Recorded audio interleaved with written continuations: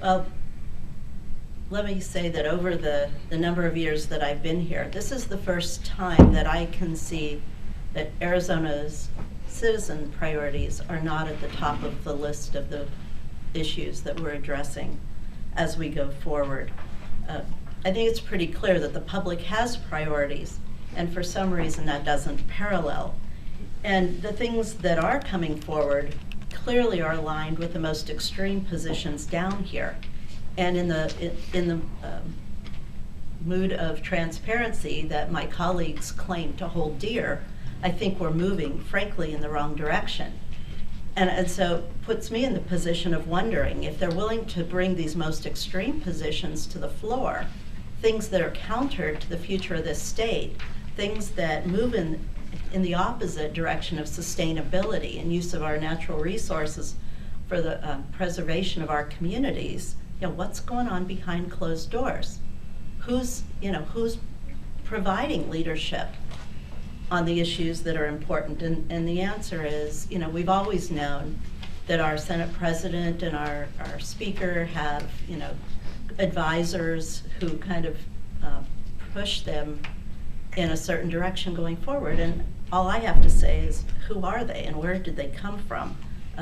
They are clearly not aligned with what we need to be doing.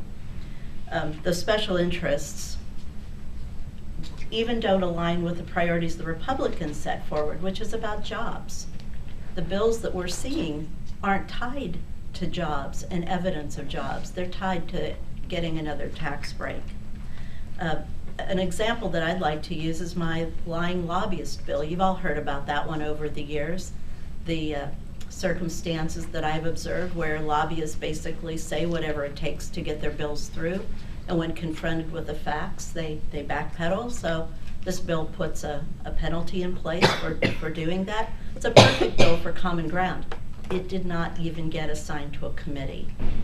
So somebody here thinks that what the lobbyists are doing is just fine, and I'd have to suggest that's counter to my observations this session.